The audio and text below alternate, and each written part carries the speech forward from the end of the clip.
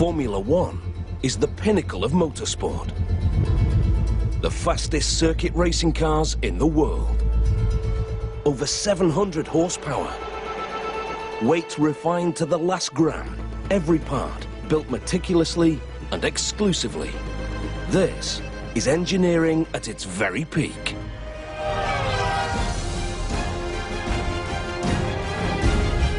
Now, elite Formula One team Williams F1 are opening the doors to National Geographic for unprecedented access to their state-of-the-art megafactory at the most important moment in their illustrious history.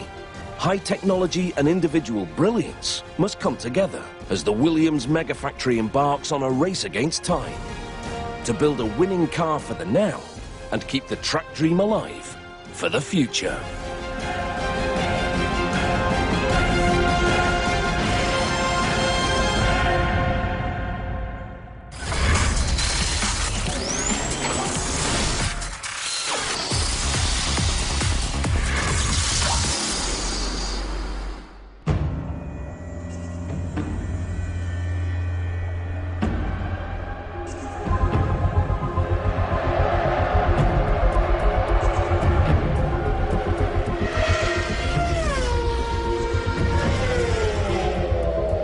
The FW33 Williams Formula One car.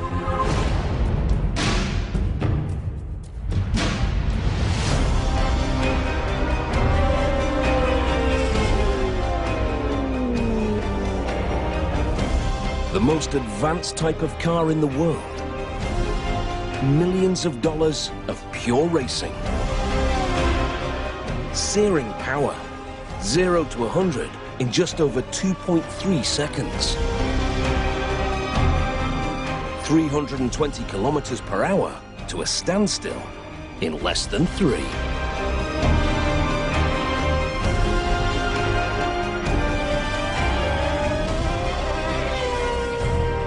A tuned, sculpted masterpiece of automotive engineering. The Formula One is not only a car, you know, it's something more than a car.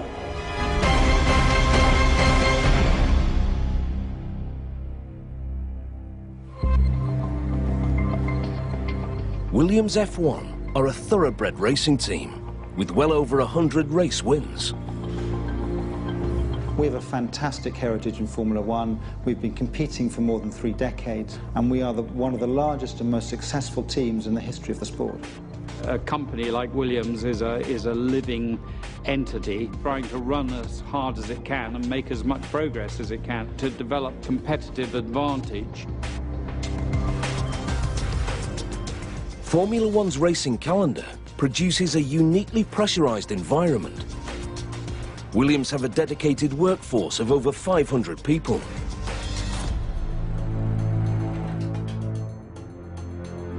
Here, at the Williams Megafactory, as they probe and push the limits of speed, innovative engineering and specialized production turn over in a relentless cycle.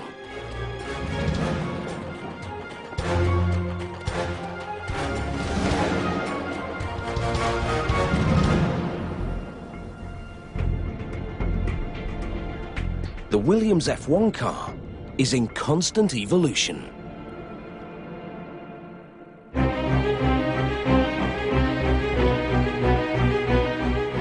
Dawn at the Williams HQ in Oxfordshire, England. The team trucks arrived back from the last race in Italy. They've driven 9 hours through the night to make it back. Inside are 2 Formula One cars in pieces.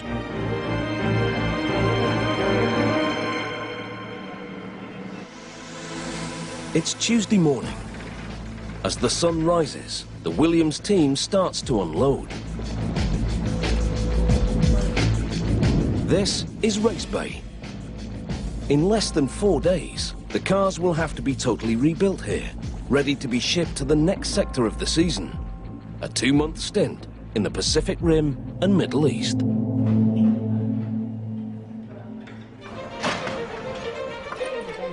The team know they have to be done by Friday night, or the trucks will miss their flight. It's a non-negotiable deadline, We only got back in today, Tuesday. All the servicing of all the parts and all the cars has got to be done before we need to be packed away Friday morning. Yeah, it's quite pressure. There's a lot to do. People are rushing around, you know. In Formula One, the factory runs 24/7. Williams never sleeps.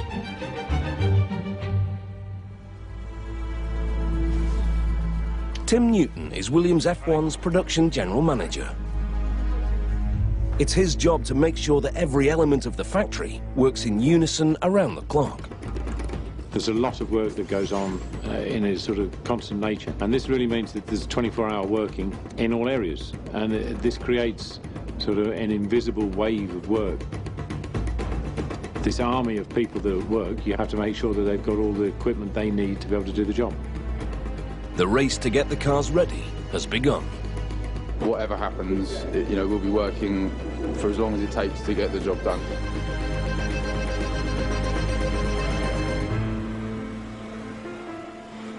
While the team feel the pressure on the factory floor, Williams F1's management are squaring up to a major challenge of their own.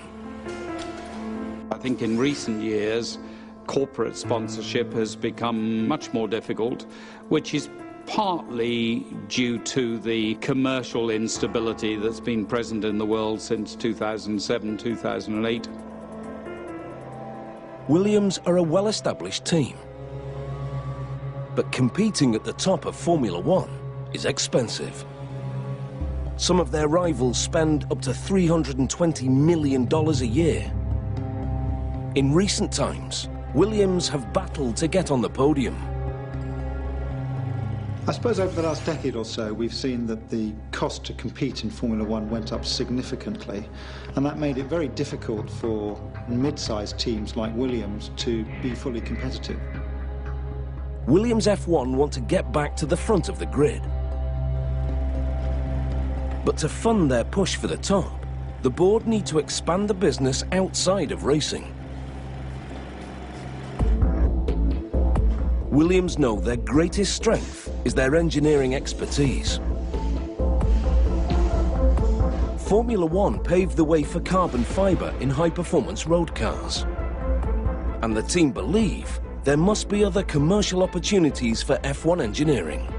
We work right at the leading edge of technology all of the time, and I really enjoy the fact that we can take technologies from Formula One and apply them to some of the challenges that we see elsewhere in the world. Armed with the knowledge that fresh income could be key to success on the track, Williams begin the search for an engineering idea they could sell to a wider market. The team have never taken their technology beyond racing before. It's a journey into the unknown.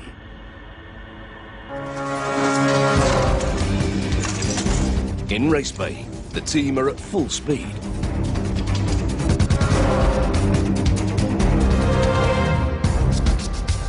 The rebuild starts with the chassis.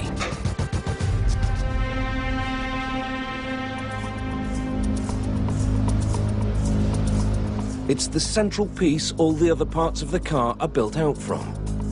The chassis is the backbone of the car. It is the most important part of it. It holds everything else together. It also houses the driver. Motorsport is notoriously dangerous. There have been many hundreds of spectacular high-speed crashes. Moving at 290 kilometers per hour, a driver can be put through more than 50 G on impact. In 1994, Formula One legend Ayrton Senna was killed when his car smashed into a barrier. Another young driver died at the same Grand Prix. After that weekend, safety became paramount. The modern Formula One chassis, or cockpit, is 60 sheets of carbon fibre deep. The outside layer is bulletproof Xylon, protecting the driver against flying debris. Known as the survival cell, the cockpit is by far the thickest, strongest part of the car. In 2011, IndyCar driver Dan Wheldon was killed in a high-speed crash. But no Formula One driver has died since Senna.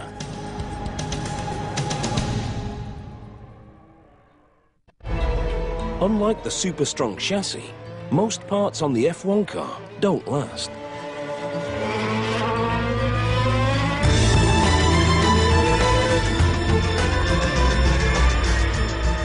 Tearing around a track, screaming towards top speed, and crunching deceleration under braking, the mechanical strain of Formula One is brutal.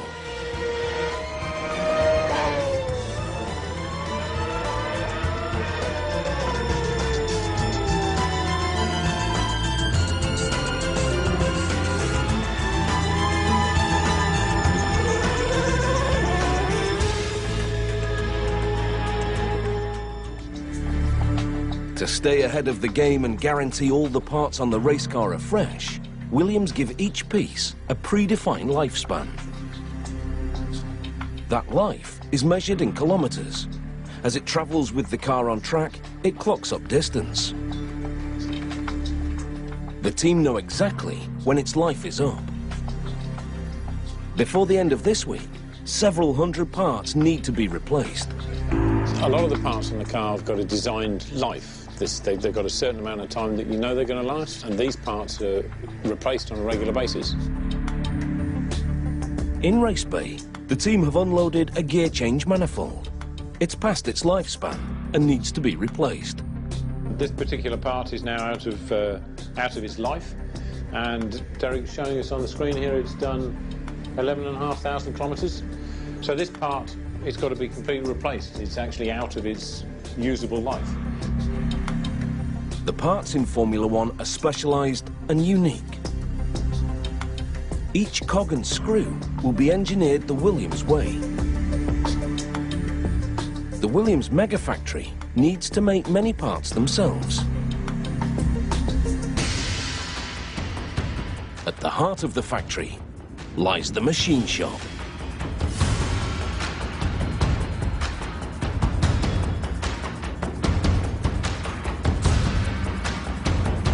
Inside this room, there are 23 automated robotic lathes.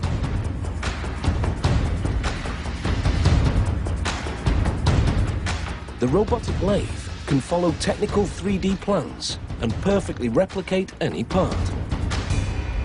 So, this is the part we saw earlier. It's out of miles, needs to be replaced. So, we come into the machine shop. Here's a large block of aluminium, ready to make the new one. This will go onto the machine, and it will run for approximately 28 hours non-stop. Once the block is loaded, the lathe selects from an array of cutting tools. The ceramic tip can move at 20,000 rotations per minute, over 300 revolutions a second, carving out an intricate 3D sculpture.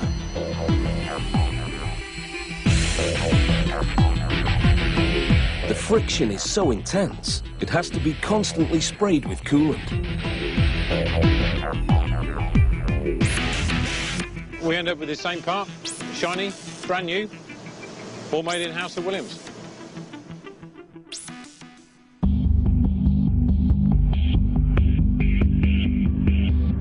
Well, the modern Formula One cars are much more advanced relative to 30 years ago.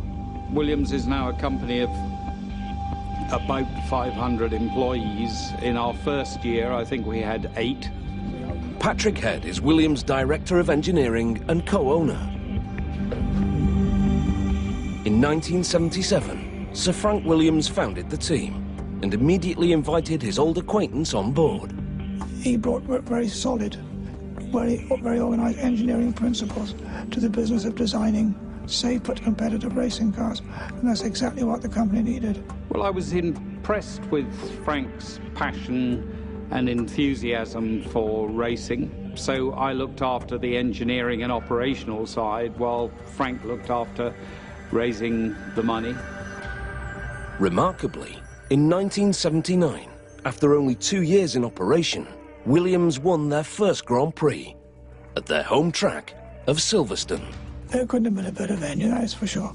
It was a great day, and I think it was a popular win, and it was very satisfying. From that first win in Silverstone, 1979, I certainly developed a very strong